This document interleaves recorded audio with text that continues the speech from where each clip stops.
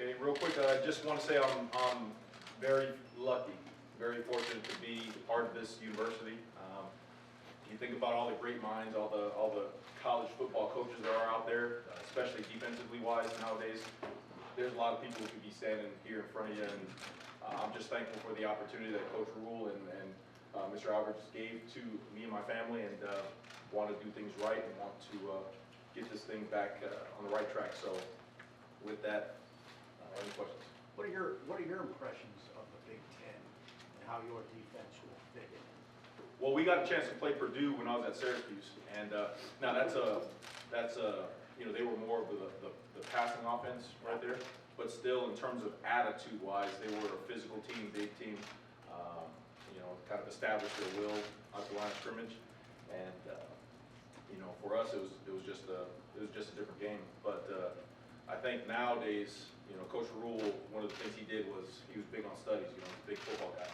And one of the things he sent me was the personnel groupings and stuff in the Big Ten last year. And, you know, it's surprising to see that 11 personnel was the top amongst, I think, everyone but one team. So you get that with, obviously in the bowl games, you got a chance to see Syracuse against Minnesota. You saw Illinois versus Mississippi State. So really it's a deal that you know, we're going to have to account for, and really our personnel comes into play. You know, I gotta be able to put our guys in the best position to make plays.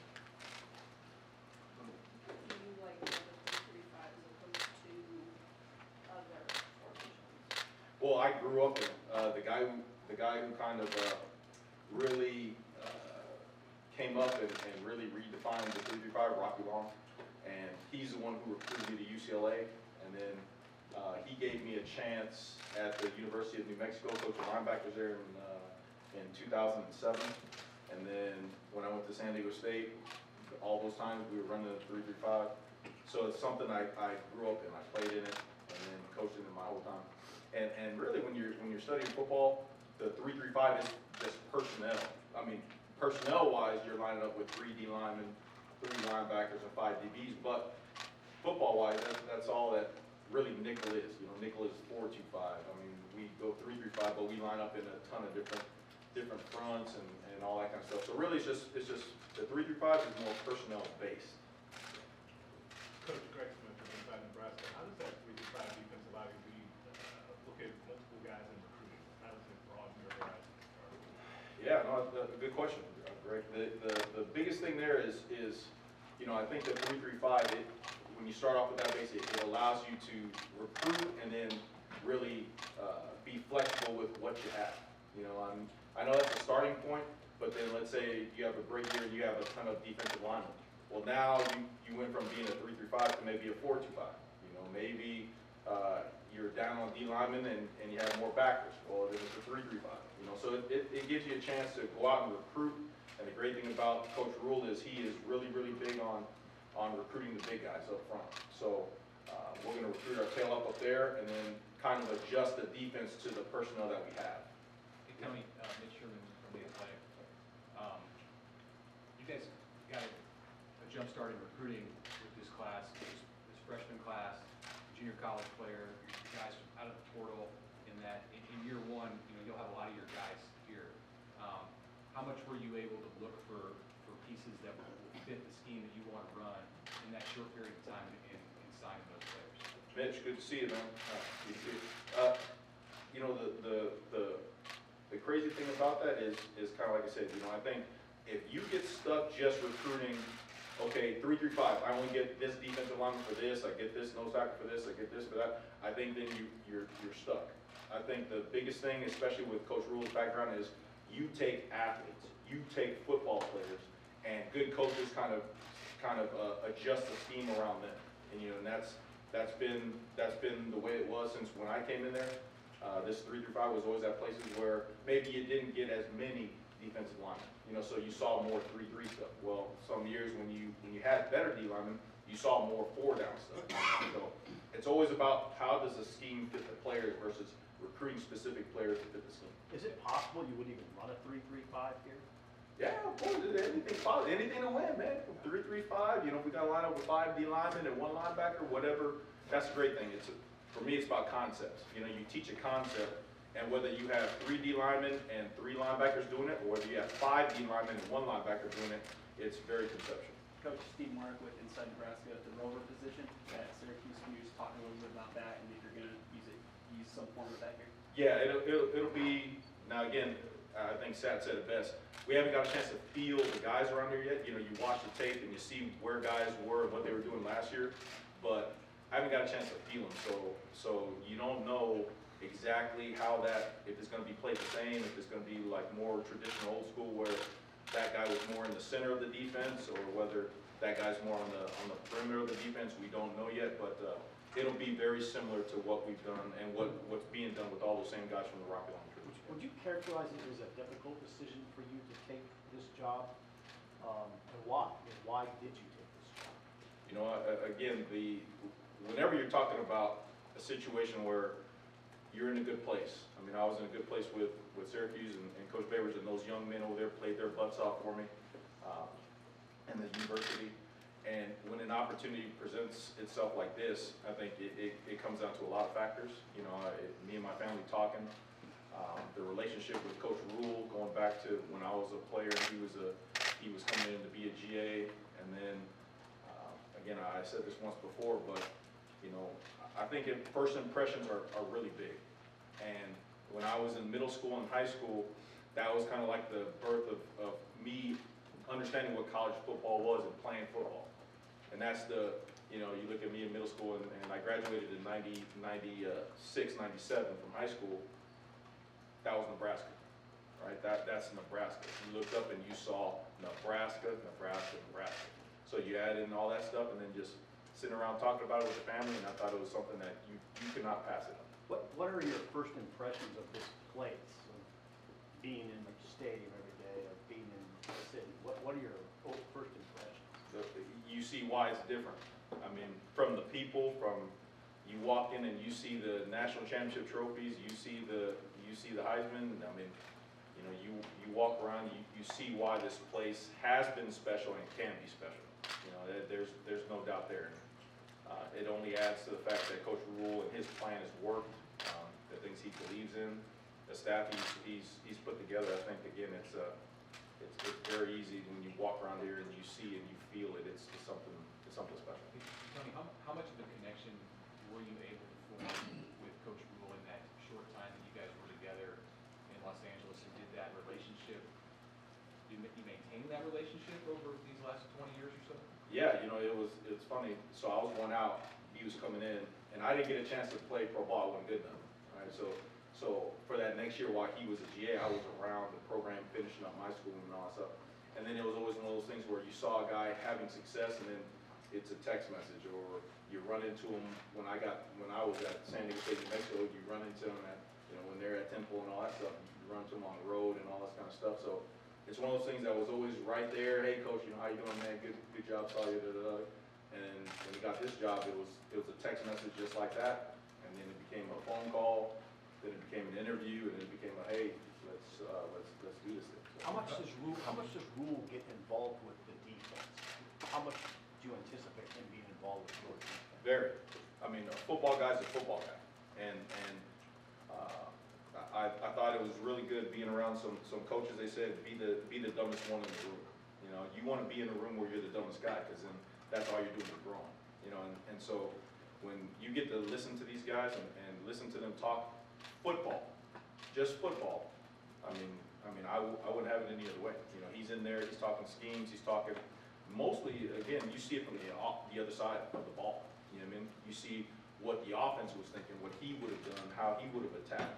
And so then it helps you find answers. It helps you see, like, okay, well, if I move this guy here, you were thinking this one time, but now you're thinking this, and I can get you. So I think it's really important that he's involved in, and like I said, he loves ball. You know, that's a good thing about Sat and these other guys is when they're not doing anything, naturally, you see them around ball, watching ball. You know what I mean? So that's really cool, and again, it'll make me better. You talked about kind of getting those big guys in recruiting. What have you seen from Coach Knighton, and what have been your impressions of him so far? Oh man, he's funny. Listen, I wouldn't want to do something wrong. I tell you that. He gets after it. He's fiery. But again, you talk about knowledge. The guy who's played it at the highest highest level you can on the planet. Really good communicator. He knows what he wants to do, you know, so it's been fun being around him up to this point. And, you know, once we get the recruiting done and get a chance to get off the road and all get in the room and whoever the last additions to the staff, once we can all be together and really talk football and get into it, then I don't doubt that it would be a good experience for everybody. Hey, Coach Sean Callahan of Huskers Online, how much have you been able to study the roster, the players you inherited? I mean, they finished the year on a strong note. A lot of those guys returned. What do you know about what you haven't worked with that's already here? Yeah, I mean, you know, they've been sprinkling in because when I got here, they were taking finals and, you know, in that discretionary week. So I got a chance to see a lot of the guys stepping in there, and then any chance we get, we go back and watch just to see, you know, body types, how they move and all that kind of stuff, just on film. And, you know, it's funny, you talk about coaching change and you go into a room and you think, okay, when you watch the film, you say, yeah, you know, these guys aren't very good, You know, well, when you watch the guys, they play their butts off, you know, and you do have some talent there. I think it was just a matter of, for me, making sure that everybody's on the same page and everybody knows what they're playing for. Because that's the biggest thing. That's the biggest thing that helped us at our last school, at my last school, was when we all saw things the same way, we all knew what we were fighting for, it made us more difficult to stop. And so you have talent here. I mean, I like the guys up front. I mean, I like Ty Robb. I remember him from when I was at Arizona State, recruiting him.